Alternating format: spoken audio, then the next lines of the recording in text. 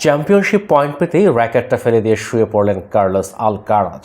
একবার দু হাতে মুখ ঢাকলেন তো আরেকবার মুষ্টিবদ্ধ হাতে গর্জন করতে থাকলেন।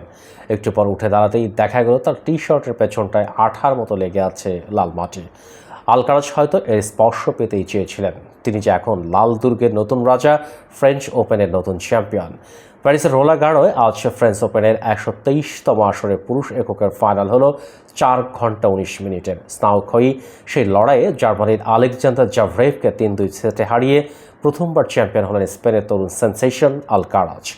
অথচ প্রথম সেট জয়ের পর টানা 2 সেট হেরে পিছিয়ে পড়েছেন আলকারাজ। এরপর ঘুরে দাঁড়ানোর অদম্য গল্প লিখলেন। শেষ 2 সেটে জাভরেভকে পাত্তাই দিলেন 21 বছর বয়সী তারকা। এটি আলকারাজের তৃতীয় গ্র্যান্ড স্লাম শিরোপা। ফ্রেঞ্চ ওপেনের আগে জিতেছেন উইম্বলডন ও ইউএস ওপেন। 4 গ্র্যান্ড স্লামের মধ্যে এখন শুধু অস্ট্রেলিয়ান ওপেন জেতা বাকি তার। আর 27 বছর বয়সী জাভরেভ এ নিয়ে নিজের 2 গ্র্যান্ড স্লাম ফাইনালেই হেরে গেলেন। এর আগে 2020 ইউএস ওপেনের ফাইনালে তিনি 2-0 সেটে এগিয়ে গিয়েও 3-2 সেটে হেরে যান অস্ট্রিয়ার ডমিনিক থিমের কাছে।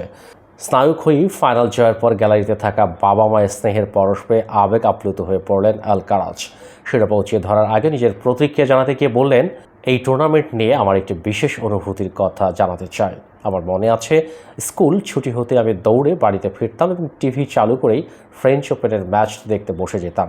আর আজ আমি আপনাদের সবার সামনেই ট্রফি উঁচিয়ে ধরতে যাচ্ছি। স্পেনের 8ম টেনিস খেলোয়াড় হিসেবে ফ্রেঞ্চ ওপেন জিতেন আলকারাজ। তিনিও যে এই তালিকায় যুক্ত হতে চেয়েছিলেন সেটাও জানিয়ে রাখলেন। তিনি বলেন, যেসব স্প্যানিশ খেলোয়াড় এই টুর্নামেন্ট জিতেছেন সেই তালিকায় আমি নিজের নাম দেখতে চেয়েছিলাম। শুধু রাফায়েল নাদাল নন, হুয়ান কার্লোস মাওয়া, আলবার্তো কস্টা সহ আমাদের ক্রীড়াঙ্গনের আরও যেসব কিংবদন্তি আছেন নিজেদেরকে তাদের পাশে দেখতে চেয়েছিলাম।